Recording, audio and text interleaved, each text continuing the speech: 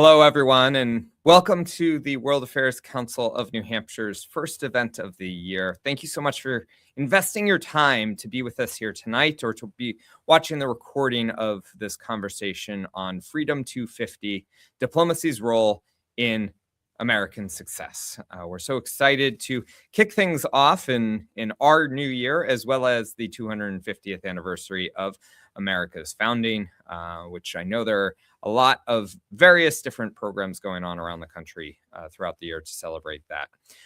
But here tonight, we are going to be talking about how diplomacy has shaped the course of the American story. We're so excited to bring Ciara Koepke, the education program specialist from the National Museum for American Diplomacy, on screen in just a moment. But a few quick things to get out of the way before we get started. First and foremost, the World Affairs Council of New Hampshire is a nonprofit, nonpartisan organization, and we are here as the platform for global conversations. We don't care what you think, we just equip you with the tools to think from an informed perspective. We are also a community-supported organization, so thank you so much to all of our members, our donors, and our sponsors who provide critical funds that allow us to continue to bring these programs to our global community. And tonight, we are a truly global community with people from 10 different states and Washington, D.C., as well as 3 countries, Georgia, Bahrain, and France, joining us here tonight. So thank you so much for tuning in from literally all across the world. And this may not be, but we'll go with it, the first time that we've had someone from the state of Georgia and the country of Georgia joining us in a single conversation. So pretty cool that we're able to move in those directions. We also want to invite you, if you are not already a member or a donor, to join the community that supports this critical work. We have an amazing amount of programs that you can get involved with, you can support to help push that global conversation forward. Okay, with that out of the way, I'd like to bring Ciara on stage and welcome her to tonight's event. Welcome, Ciara. Can you tell us a little bit just about what the National Museum of American Diplomacy is so that we can kind of get our bearings? Of course. Thank you so much, Tim. Hi, everyone. Really great to be here. So I'm Ciara Koepke with the National Museum of American Diplomacy. And our museum is dedicated to telling the history, practice, and challenges of American diplomacy. So what that means in our world and all of the different stories that come from that and diplomacy's role in the success for everyone. So it's a really great mission to really bring diplomacy to the forefront because sometimes we forget about it. So how can we remind people that diplomacy has such a good mission and vision for the world that we live in?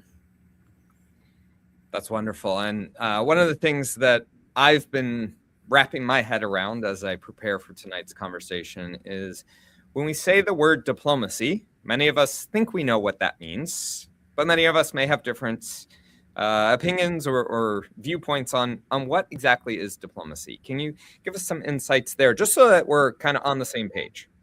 Yeah, of course. So diplomacy, it is such a word that, depending on the background you're coming into this conversation with, you're going to have your own ideas. At the museum, we define it broadly and as clearly as we can as the art and practice of building and maintaining relationships and how we can conduct negotiations using tact and mutual respect. So really getting to the heart of diplomacy being how do we build relationships with people, with organizations and countries around the world. And that really encompasses a wide range of things, right? It can include economic relations, it can include treaties, it can include bringing people into your wars of independence, perhaps. And so maybe that's where we start this story here tonight is with the American Revolution. Obviously, I guess from the British perspective, they viewed it as a domestic issue, but we maybe viewed it as an international one. And one of the key things that really pushed that forward was the United States' attempts and eventual success in getting France to join the war. Can you just give us a little bit of insight about what efforts people like Ben Franklin were undertaking in order to bring France to our side, why that was important, and how that helped us to start this great new experiment? Of course. I mean, we can't have this conversation without talking about the allies that made it possible for the Americans, the colonists to win the American Revolution. And so when the U.S. declares independence, they had to make this a world issue, because if you wanted to be an independent nation, you had to get other people to believe that you were, in fact, a sovereign nation. And so with Ben Franklin being the colonial representative for the colonies in the British courts, he already had this backlog of diplomatic training, as we like to call it.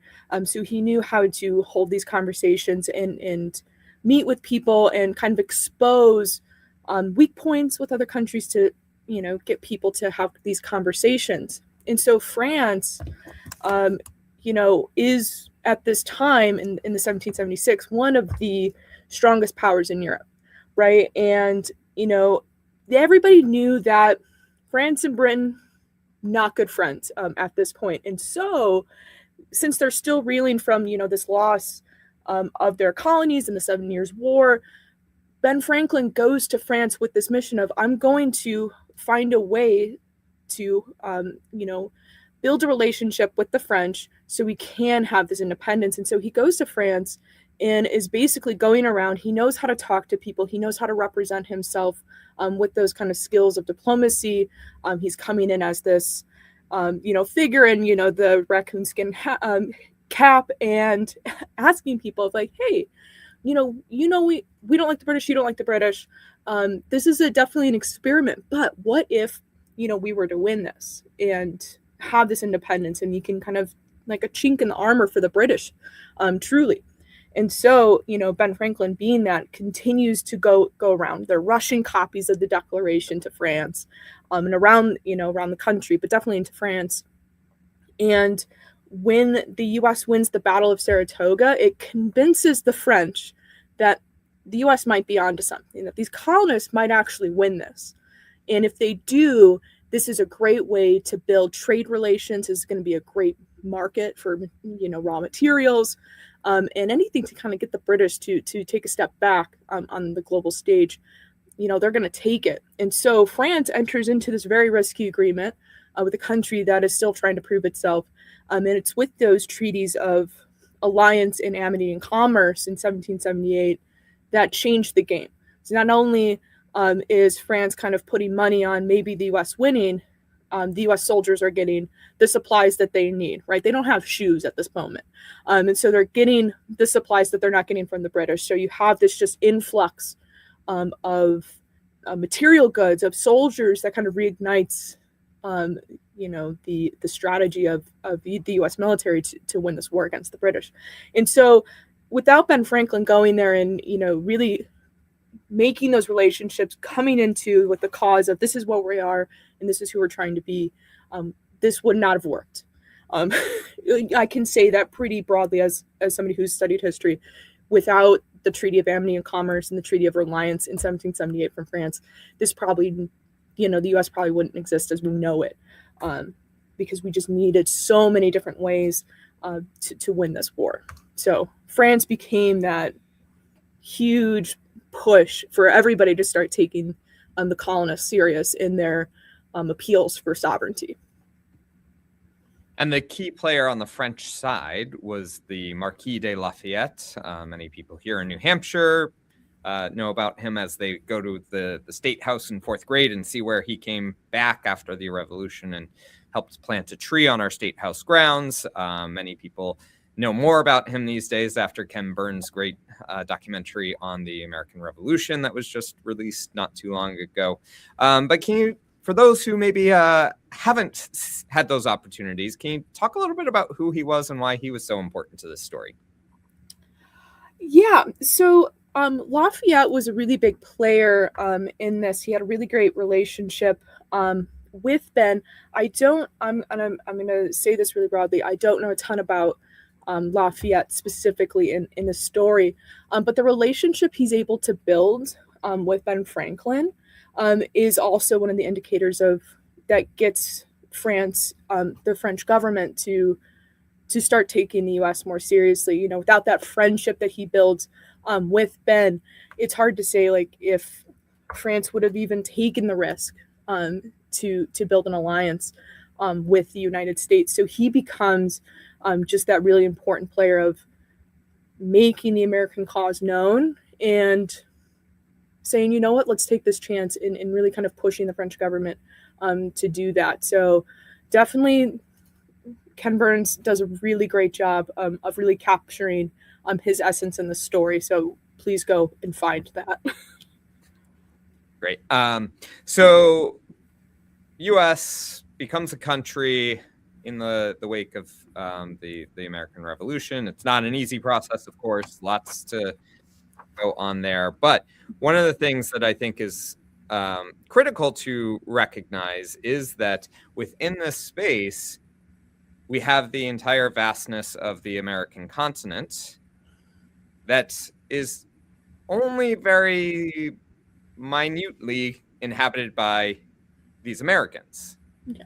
The rest of it is inhabited by native people, by the French, by the Spanish, by the British. And so as the country starts to look westward, what kind of diplomatic relationships, what kind of diplomatic conversations, and maybe some undiplomatic conversations go on during this time as we look to expand the country westward?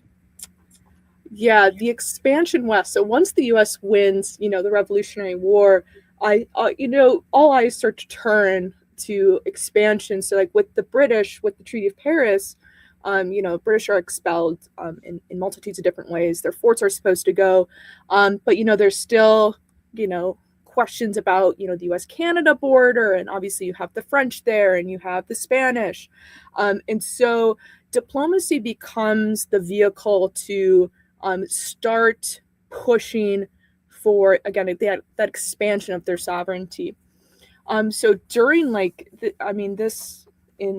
especially with Native populations, they become the kind of target number one. I mean, even during the American Revolution, you had, the U.S. treaties with, indigenous nations. They all most of them fell apart. I mean, Treaty of Fort Pitt is a really great example of that. And once the U.S. wins the American Revolution, it becomes really easy to kind of break away from having to build relationships with indigenous people. And so, I mean, you have, with the Trail of Tears and everything, you have diplomacy being, okay, that's great and all, but we need this land more than you. So it becomes, diplomacy is used as a tool to push instead of what we like to say, it's, meet in the middle compromise. It becomes that we have this power now as, a sovereign nation. The British aren't coming to help you like they said they would. So either you meet us where we're at or you're going to get rolled over. And so a lot of indigenous nations had to figure out how to balance that. And with diplomacy becomes hard. And it's really like after the War of 1812 that the U.S. can, use force behind diplomacy. So like prior to really 1812, the U.S. is building the Navy. That goes to the Barbary Pirates hostage crisis. But they're building a Navy. They're building, their capacity to, be able to enact violence. So with, what was that? I had a really great line somewhere. But with, what was it? Especially with Mexico and the French, diplomacy becomes, able to back it up with, military strength. But, but diplomacy becomes the talking point. I mean, it's what gets people to the table. The diplomats with, trying to get, more of the Canadian area within kind of the Upper East part, with the Louisiana Purchase. The conversations and the relationships that the U.S. is building during that time is what makes a lot of these deals possible, especially with the French to get, obviously, Louisiana Purchase through. Diplomacy is the start, and then military strength's kind of there in the background when we start to get towards the 1800s. But still, you have the U.S., constantly running around and going to countries and building relationships that make it possible for people to start believing that the U.S. is a sovereign nation that can stand on its own 2 feet, and is something to, be taken seriously, which we really start to see after the War of 1812, when the U.S. wins, strong word, but when the U.S. really re-wins against the British, it's like, oh, we should take the U.S. seriously. And again, diplomats are at the front lines of everything post Revolutionary War, building trade, trying to find more allies as we go through. And then again, as you build more friendships and alliances and trade, that builds up your strength to then be able to expand into territory. So we really start to see, like with the Oregon Territory, that's negotiated through agreements. But once we get to like the South, like California, that's more acquired through force. But you don't get to that force unless you have all of these layers of diplomatic negotiations. Well, that's a great point, because force without diplomacy is just constant wars that become very difficult to find a resolution to, perhaps as Russia is seeing today in Ukraine. But it's also very difficult to maybe make those agreements if people don't believe that you can back them up. So one of the things you've already mentioned, and does not fit into either of those sort of buckets really, is that Louisiana Purchase, one of the largest land deals the United States has done. What diplomacy needed to go into that? Wasn't it just France coming to us and saying, hey, we got a bunch of land to sell you? It definitely was that, like, we have all this land to sell it, but it was like getting them to like go down in price was definitely a huge one. So you had these diplomats, negotiating with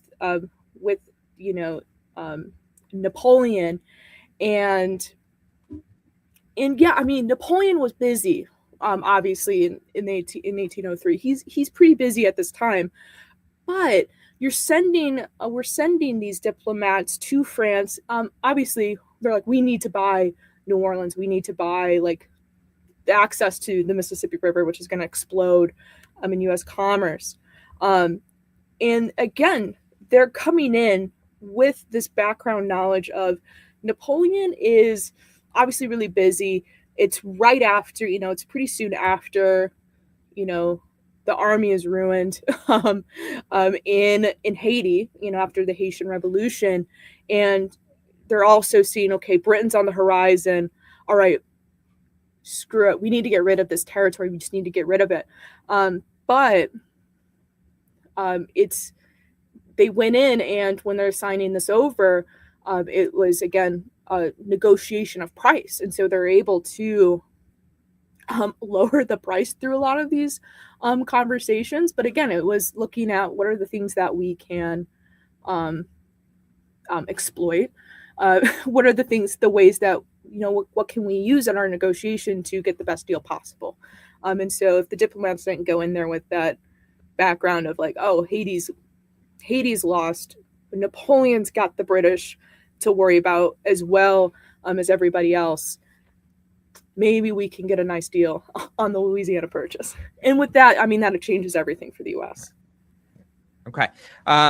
So I don't want to take up all of our time in the early 1800s. So let's skip ahead a little bit to the late 1800s and early 1900s, and we see the rise of the terminology of gunboat diplomacy, talking about how you can use your military to just sort of show up with your big stick and say, this is what we're doing. How did that factor into positive things for the United States, as well as maybe some challenges from other countries who thought that maybe they had a bit of power on their own?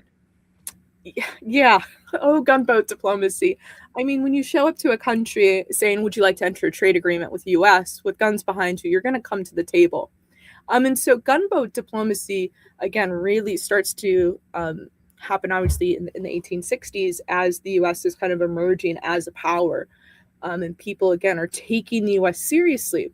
But within that, it's also about how do you convince people who are maybe not wanting to trade. So I mean, one of the great examples is with the U.S. and Japan. Japan is in isolation. They aren't really trading with anybody. They, obviously they're trading with the Dutch a little bit, but they don't have these vast networks because again, they're pretty self-sufficient. And even if we were to send envoys, it's very unlikely that they would take a negotiation with the U.S. seriously, or really any country, because they're like, we don't really need anything that you're giving us in a lot of different ways. And so when Commodore Matthew Perry shows up to Japan, shows up to Tokyo Bay saying, would you like to enter a trade agreement with the U.S. with the gunboats behind him, Japan obviously is going to say yes. And so in that relationship that gets built with Japan actually becomes really important because that, again, is expanding the U.S. trade with the East, which becomes really popular right after the Revolutionary War to build into commerce. But again, the more ports you can get into, the better. And so you're getting these resources from Japan that the U.S. needs to, again, during, to help fuel industrialization. And the U.S. actually is able to give some technology that Japan actually needs. And so with guns, guns drawn, I mean, that definitely puts people in the position of like, that's already going to be like a rocky situation because then you have to convince that you're still like a trustworthy individual to keep trading with. So it always starts out as like maybe that's not the way you want to go about building a relationship, but it was something that the U.S. was able to do to, again, display their power, display that, they should be seen as a very, again, serious people. And so they were able to build a trade network and trade relationship and allyship with Japan in that moment. But again, what happens after is, our diplomatic envoys that are going into Japan are going to have to start convincing, Japan that the U.S. can be trusted. And yes, of course, we have this naval power and we have all of these guns, but we're also, we can also build a healthy relationship. So a lot of the diplomacy work at the back end of gunboat diplomacy is convincing people that, hey, we're nice and you can have a really prosperous relationship with us. So again, anything to like show your that you should be taken seriously. But again, that's a lot of legwork for the diplomats at the end to do it. But the Japan example is one of the great examples of gunboat diplomacy can work, but can you maintain that without hostility becomes the question for the U.S. Yeah. So one of the things that I see as the greatest success for the United States in terms of diplomacy, and I read a really interesting article that sort of backed this up, is the idea that continental-minded powers are ones who go to war with each other to build their power. Maritime powers are ones who want to engage in trade and build up strength through relationships. Anything you can share with us about how the United States has used and defended the ability to trade, whether their ability or global ability, and how that's affected how our economy has grown into one of the envies of the world? Yeah. Oh man, this is I love talking about this. Yeah. So one of the things that quickly becomes front of mind for the U.S. after the Revolutionary War is we're broke and we need to be able to provide for ourselves. And one of those ways is obviously trade. Now we can't trade, the U.S. cannot trade with Britain at the time. They can't get into the usual West Indies ports now that they're independent. They no longer have the French flag. So now they have to go about finding those networks and, again, expanding trade. And one of the biggest things that happens after the Revolutionary War is the U.S. expands to trade into China.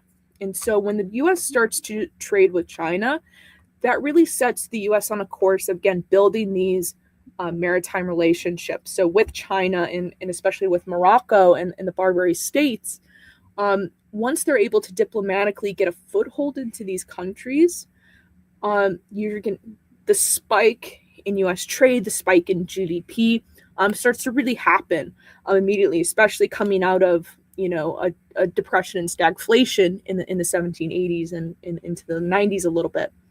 And so if the U.S. didn't build these trade relationships on the onset with countries other than obviously Britain and the West Indies, and they're also going into Holland, they're going into Germany for a bit during the Napoleonic Wars, but if that doesn't start happening, U.S. isn't going to emerge as like this trade partner. So as they're building these relationships, they're sending envoys, and a lot of these diplomatic envoys are actually business people, because they're really the only ones that can afford to make the trip out there, as the U.S. is building its economy.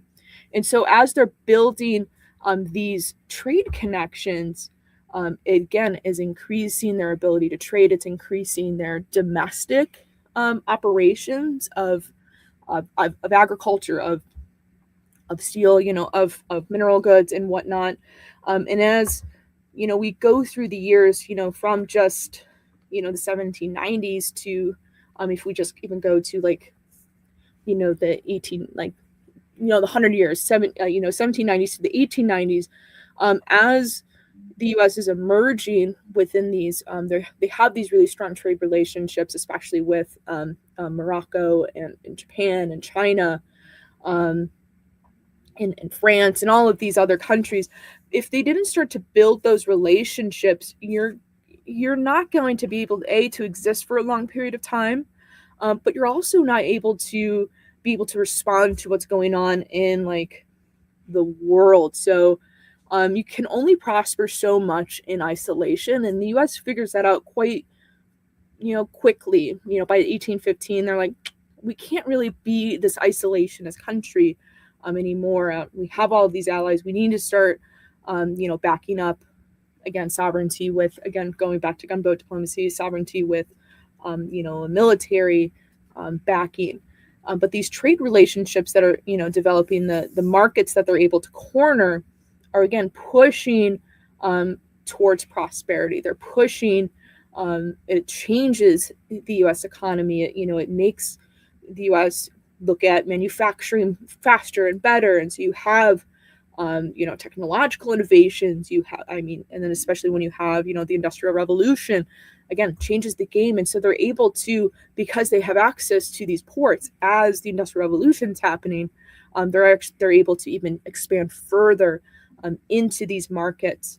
And that, again, is going to increase the GDP. It's going to increase the U.S. economy. And so when you have, by the time you get to World War I, and post-World War I, the U.S. is there as a stable, strong trade partner that has its manufacturing's intact. Its farming is intact post-war. And so, again, U.S. is able to explode into Europe, into these other markets, and again, puts the U.S. in a position for economic prosperity and grows the economy to what we know it to be today. Great. So I have one more question for you, but I have to bring in a question from Phil from Springfield because it fits too perfectly with what you were just talking about. Doesn't the U.S. have a history of isolationism? How have times of disengagement from the world affected the growth of the country? Ooh, that's a really great question.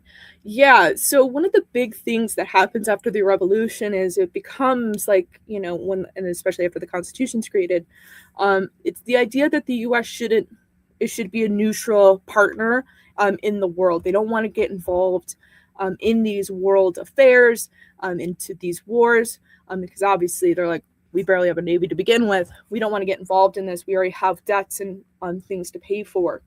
And so that works for a little bit. And a lot of the growth in the 1790s comes from being seen as like this neutral trade partner during the Napoleonic Wars. And so they're able to go into these ports, especially in like, Germany and Holland, and again, increase increase American trade, and again, it's going to increase into the economy.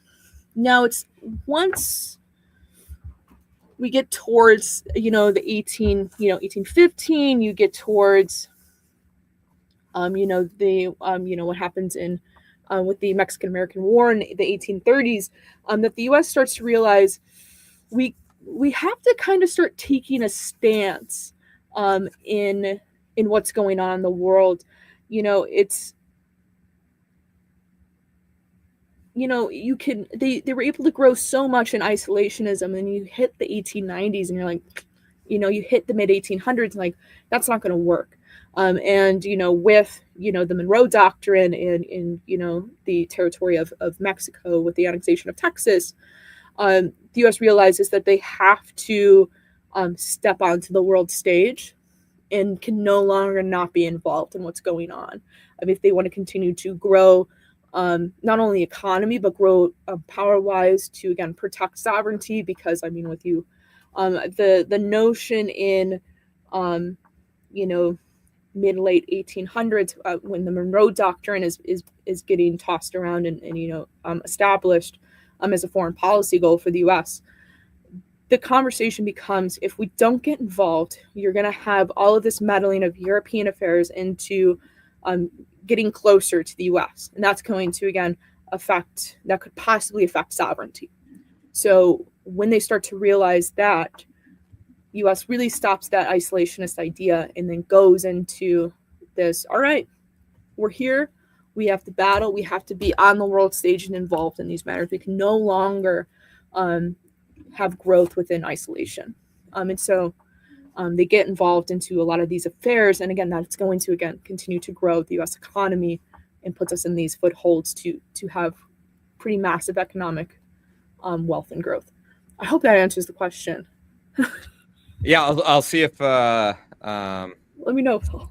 Yeah, if Phil has a follow up to that. But my final question, and I encourage people to continue to send us your questions either through the QR code up over there. Yeah, there we go, somewhere in that general direction, or through our council at wacnh.org. We'll get them loaded up into the system and ready to go. But my final question for you is sort of focused around, what does this matter to sort of the everyday American? New Hampshire, we like to harken back to the Treaty of Portsmouth with helping to end the Russo-Japanese War back in 1905, and the role that everyday citizens helped in welcoming the delegations from that. But I don't see that happening anytime soon. A big treaty signing, at least here in New Hampshire. So what does this all matter? Are we just sort of spinning our wheels here? It's a really great question. I think it's really thoughtful, especially with as we think about the 250th anniversary here. All of this matters is because, without all of this work that happens in the past, it's really hard to say where we would be. And so all of the groundwork that is laid and constructed, sometimes shaky, sometimes questionably, like ethics and morals, but the ground that is built gets us to this position where we can A, have these conversations, and B, reminds us that where we go in the future, we have to think about how can we, again, push prosperity, push these ideas. And, there was this author who wrote that whether we like it or not, it is plain to see the country is now entering into a period in history which is necessary to be brought far closer and more complex relations with other great powers in the world than ever before. So whether we like it or not, we are a global society, a global nation. We have people from other countries on this call right now. Because we continue to be global, it's important that we remember and then also continue to practice better and better diplomacy. So the diplomacy in the 17 and 1800s, while it might seem really foreign and be like, why should we care? That sets the stage for where we are now. The methods have changed, but the ideals have remained the same from the 1700s to today. It is, how can we continue to grow as a country, how can we continue to develop relationships so we can lead to better solution making and creating a safer, more prosperous world. They were worried about that in the 1790s, and we're worried about that today. And diplomacy is always there in the background, reminding us of like how do we have these conversations and move towards these growth and prosperity, not only for the U.S. but for the world. And so it's just the reminder of like the past matters and continues to influence how we go about business today and in the future. And we should learn these skills and learn these stories so we can be better put forward to continue to make the world a better place. That's wonderful. Thank you so much. So I want to bring us all the way back to the formation of the United States and, a little bit past that, I guess, George Washington's farewell address. And Felicia from Salem would like to know if you can talk a little bit more about George Washington's admonition to avoid entangling alliances from his farewell address. Yeah, that's a really great question. So George Washington was really adamant against entangling these alliances because he was so worried about all of the groundwork that had just been laid kind of crumbling away.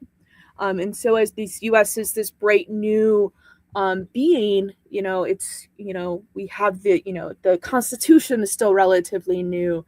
The U.S. is really, again, new on this world stage. And so George, we could talk about Ben a lot. George was so worried about, if the U.S. Starts engaging and becoming entangled into these wars overseas, that American sovereignty could be lost, and the fact that the U.S. should be worried about its own citizens and the affairs within their country. Again, those feelings could be exasperated and lead to like a crumbling of all of this work that has been put forward.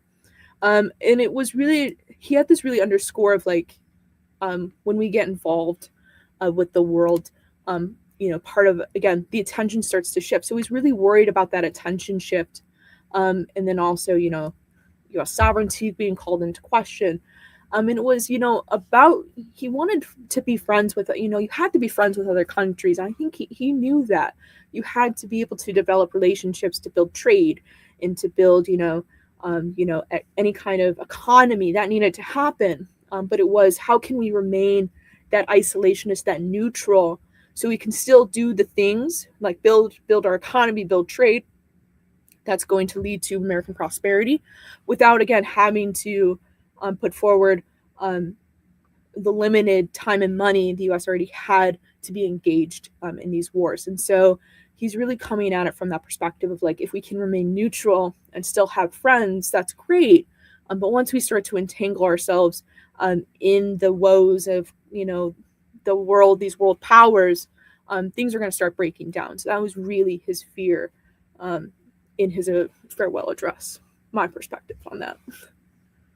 Well, and I think also coming from a country that didn't have a standing army, didn't have a navy, didn't have really anything to offer up, it would be a very unequal, balanced relationship. But he did say we got to keep the alliances we've already signed. Yeah. So not fully against alliances.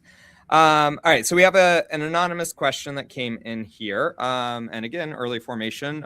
Who formed the diplomatic corps in this new country? Old nations recruited from nobility. What was the U.S.'s pool?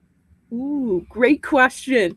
So the U.S. definitely, when they're building the diplomatic corps, the consular service, it was based really a lot on how Britain did their system, because obviously that's the system they're pulling from, the knowledge they know. At the beginning, the consular service and the diplomatic corps is built, again, of wealthy individuals because they're barely getting paid. They're not getting paid really at all to do this job. And so you had to be independently wealthy to be a part of the system. So a lot of the consular service were merchants. And so when we think about the envoy that gets sent to the diplomatic envoy that's sent to build better relationships with China after the U.S. is able to enter into the ports, they're merchants. They have a stake in the game. And so a lot of the consular service is coming from that, someone's the conflict of interest kind of point of view. You had to be wealthy to be a part of the diplomatic corps. And so very similar to kind of like that nobility, but if you had money, you were going to join this, so you can then push agendas, you could have these conversations, but again, you could also like keep yourself afloat. We can't just send anybody out there because they're not going to make any money. They're not getting a paycheck. That changes with the Rogers Act in 1924. So from 1789 with the creation of the State Department to 1924, it is the same consular system, diplomatic corps that is created by Thomas Jefferson. So in 1924, that changes to they get salaries. There's a test. You anybody can join as long as you pass these tests, and you can join the service. So that changes it to this the modern system we know it now. But from the start to 1924, it's, are you wealthy? Do you have a lot of money? Great, welcome to the consular service. Well, you may or may not have an answer for me here, but who makes up the consular corps today? What does that look like? And especially, I think one thing that gets lost is the difference between the career ambassadors and the political appointees. Can you talk about that as well? Of course. So today, what we called the consular service in the past, we now call foreign service officers.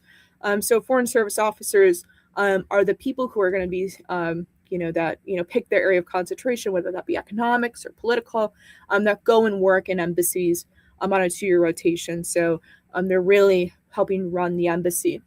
And then every country has an ambassador, and most ambassadors are political appointees. A lot of the times when ambassadors are, so they change again every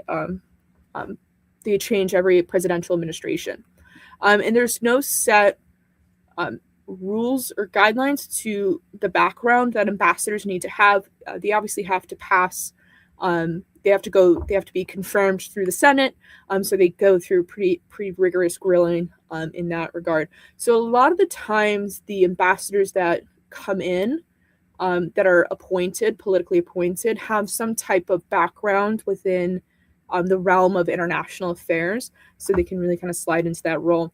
But the backbone of the U.S. presence overseas and the envoys are coming from our foreign service officers, who are career. They do the schooling, they take the test, they get assigned and then rotated. So they make up the core of the work of the State Department. We love them; they're great. Wonderful. We know quite a few consular corps members here in New Hampshire, both political and career. Thank you to all the ambassadors who support our work in so many ways. Okay, so our next question comes from Alex in Alexandria. How did the principles of the Monroe Doctrine reinforce American isolationist policies in the early 19th century? That's a good question. We don't make it hard on you, right? Oh, not at all. See, this is why I made sure I got my notes together on the Monroe Doctrine. So the Monroe Doctrine is really interesting in that way, because it becomes this, it's introduced in 1823, and that's a really odd time for the U.S. because again, it has a military presence, ish. Again, still building that sovereignty, that to be known as this great power. And over time, what we start to see is, as Latin American countries are gaining independence, in the 1820s and 30s, that fear of European colonization in Latin America becomes kind of the basis for where this Monroe Doctrine comes from. So it evolves from declaring the Americas off limits to European meddling. But at the same time says, hey, the U.S., we're not going to interfere with European affairs, European affairs in kind of the colonization of Latin America. It's like, we're going to keep an eye on this, though. That's really becomes what it becomes. So it's initially like this really defensive doctrine of like, we don't really want anybody else coming in and taking over. Really as this becomes this warning to these European powers that don't try to further colonize the Western Hemisphere. So anybody who's here now, you can stay. So again, isolation is not necessarily getting directly involved, but saying, hey, we'll do something if you start to do that. Over time, obviously that changes, and the Monroe Doctrine evolves into the justification of U.S. intervention in Latin America, really broadly. So it fluctuates between isolationists, like we're gonna keep an eye on this, to really aggressive interventionalism in like this cooperative diplomacy angle. It ebbs and flows, as so many things do over the course of 250 years. I think I think people would be surprised how far we've come in various different ways. So on the other side, perhaps, of things, in positive engagements around the world, we have a question from Frederick in Greensboro, who would like to know, how did the Marshall Plan impact the growth of the United States, especially by building new markets that were primed to recover and empower U.S. companies? Yes. Oh my God, the Marshall Plan.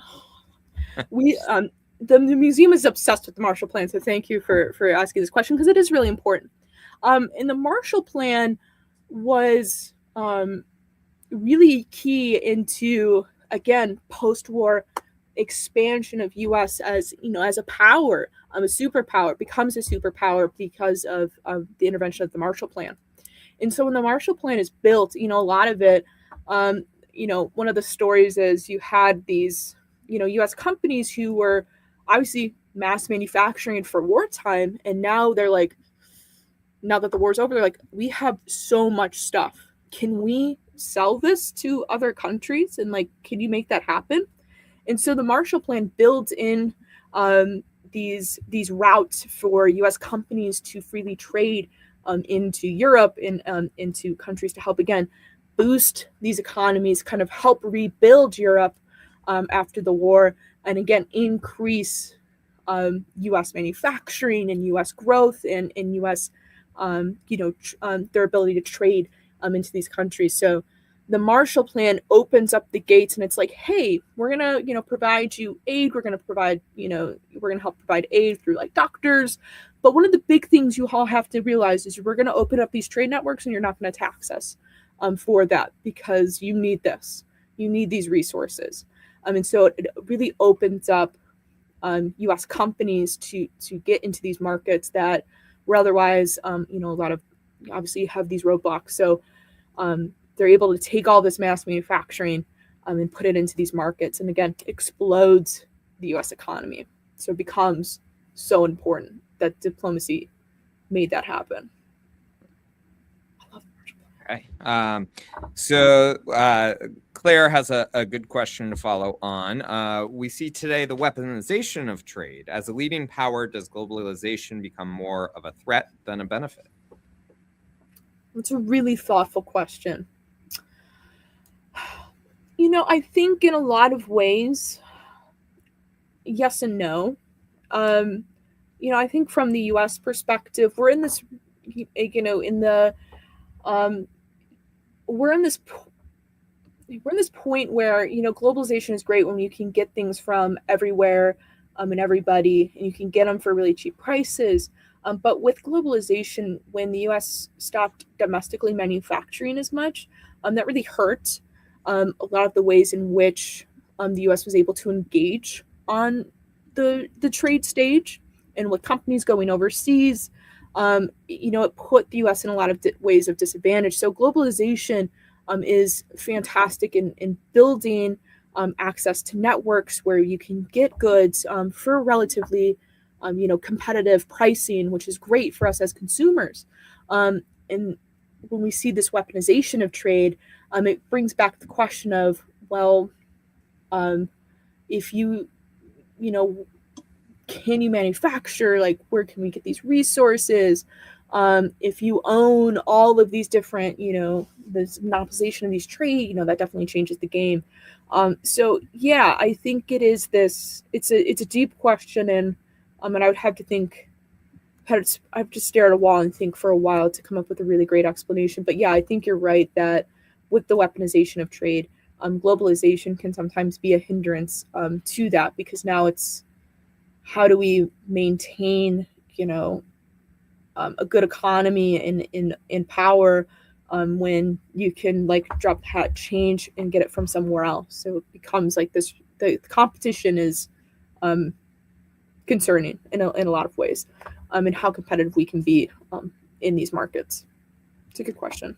Yeah, and I think that weaponization can go two ways, right? We can utilize our economic heft to sanction Russia for their invasion of Ukraine to try and achieve some of our goals without having to put our own boots on the ground. So it is a bit of a balancing act, as everything in diplomacy is. Yes. You can't get everything that you want, which our high school students find out quickly when they go through the diplomacy simulations. Oh, yes.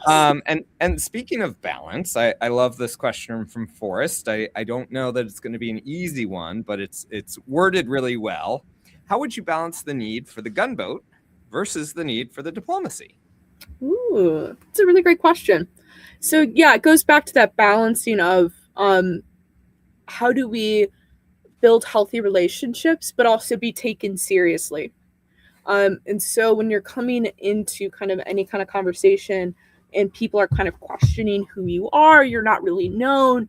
And sometimes that can make you a really easy target. So diplomacy is there to start conversations, start that relationship building. So people are starting to see who you are and, what your goals are and where your country stands on issues. And then the gunboat comes in the back of, just because we're new and you don't know who we are necessarily doesn't mean you can steamroll us into really bad deals. It doesn't. It means you have to take us seriously in these conversations. And so power and authority are two of the important notions that diplomats always keep in the back of their head. Who's the biggest player in the room? Who has the most voice in these conversations, and making it known, okay, I know who these people have power. I need something in my back pocket to make sure that they continue to come to the table. So again, make that compromise and take these relationships seriously. So it's that odd balancing act, but making sure you kind of keep the two. Okay, we are getting close to time, but I think we have time for 2, maybe 3 more questions here. And we have Colton from Bradenburg who would like to know, who have been our long-term friends from the beginning? Does the realist line of thinking hold true that there are no forever friends? It's a really great question. I mean, we've had friends who we continue to have, uninterrupted relationships with. I mean, France had a very long relationship with France, and even when relationships ebb and flow, they're strained, but they kind of always come back because we find that it's better to be friends than to not be. One of the great examples of that is Morocco. I mean, they were the first to recognize U.S. sovereignty. They're like, yeah, U.S. is a country, and everybody was like, what? Because this was even a little bit prior to the Treaty of Amity and Commerce in alliance with France. And so we've had that uninterrupted, this is one of our longest uninterrupted friendships is with Morocco.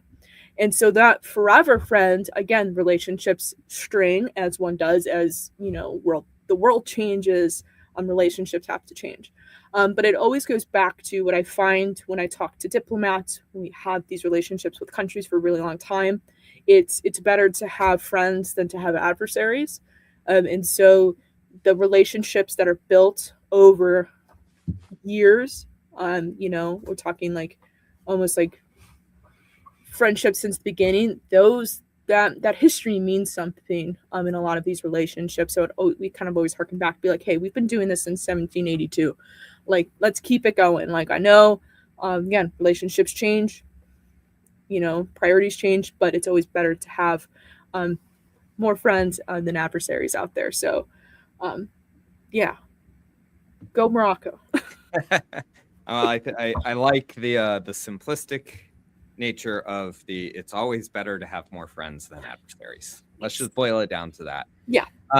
Okay, so I got to bring this one up because we both are involved with these diplomacy simulations, although I'm annoyed with whichever teacher this was because they didn't identify themselves. Anyway, as a teacher who has worked with WAC and H on diplomacy simulations, do you have any hints for my students on how they can win the negotiation? My diplomatic answer is there's no winning and losing in the diplomacy simulations. So negotiations are coming down to, I guess, winning is, when you have the list of your like non-negotiables, how many of those non-negotiables do you get to keep? So with negotiation, obviously it's convincing people that your idea is really good and your the way you want to solve it is the best way to do it. But negotiations always come to compromise, and even if you get 90% of what you want, you always are going to lose something within that. And that's always important because when our diplomats go out and have these conversations, they know that they're not always going to get everything. So as long as they can get most of what they get, that's a win for them.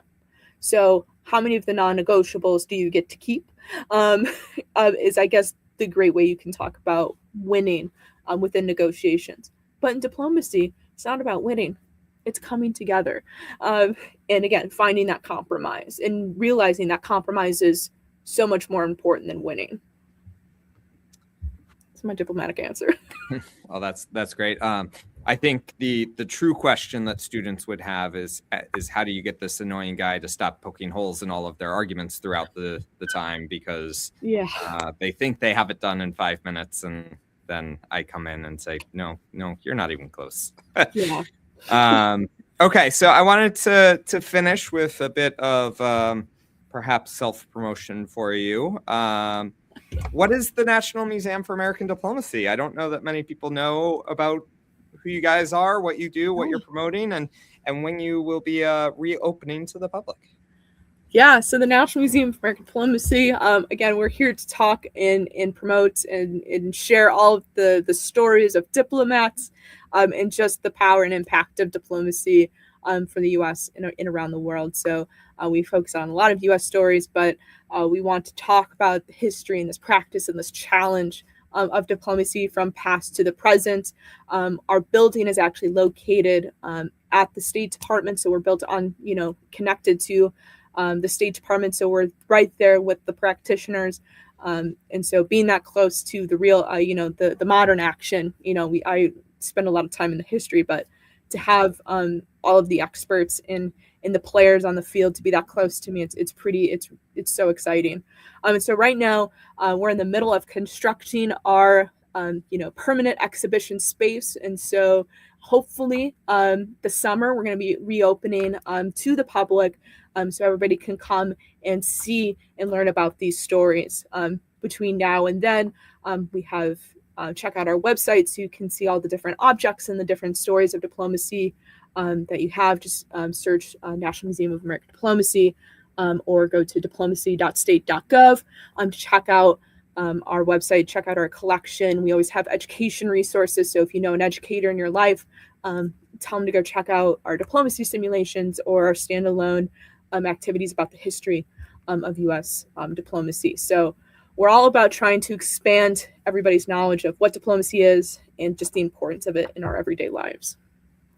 All right, and that's as we wrap our hour here. You mentioned throughout the evening that you are really on the history. You're on the stories of diplomacy. Do you have a favorite diplomatic story, whether it's a crazy story or a really cool story or something that really sort of had a major impact? What's your favorite diplomatic story to tell? One of my favorite, that's hard. I have so many. The one that kind of really unlocked, the State Department and Foreign Affairs to me was the story of Abraham Rabi, who was the first Foreign Service officer who was blind. And so he was this very well-educated, lived around, born in the U.S., but lived around the world, knew like 6 different languages and was really interested in international affairs, but he was born blind. And so He applied and passed the Foreign Service test 3 times, which again was super hard in the 60s. And he was denied every time because he was blind. And he was like, I can do this job just as well as everybody. And actually sues, the State Department, goes in front of Congress and says, I can do this job. Like, look at my background. I've passed all of your things. But again, you're discriminating because I have this health issue of blindness. And so he was able to advocate for a change and actually changed the language at the State Department to include people with disabilities in the Foreign Service. And, he went around and worked in the service for, 30 plus years. And so he was just really key into, changing the game for making sure the Foreign Service represented everybody and not just a select few. So his work was just super astounding. And he was just a brilliant person. Go check out his story. He's fantastic. Well, that's great. Not a story I'm sure many people are aware of. So thank you for sharing that. And I think that's a great spot to end, because many people think that they don't have a role to play in global diplomatic affairs. They aren't foreign service officers. They aren't, ambassadors or people who have international careers, perhaps. And so it highlights, as many of our conversations have over the years, that a person who is dedicated enough and interested enough can make a major impact on the world. So, Ciara, thank you so much for your time, for your insights, for being our first speaker of the year. This has been a great way to kick off 2026 in a world that seems crazy all the time, Yes. in a world that seems hard to keep up on, and a world that is always fascinating. So thank you so much for your time. I really appreciate it. Thank you so much for inviting me out. And thank you, everybody, for your fantastic questions. All right. And before we finish, just a quick heads up. If you haven't seen it already, we just announced this week that we will be hosting Senator Jeanne Shaheen and now Ambassador Dick Sweat, former ambassador to Denmark, on Friday, February 6th. So coming up in just a couple of days, conversation on Greenland and the future of the transatlantic alliance. We hope you'll be able to join us for that conversation, either in person or here online. Thank you again for joining us. Thank you for your interest and your investment of time. And we look forward to seeing you on the next program.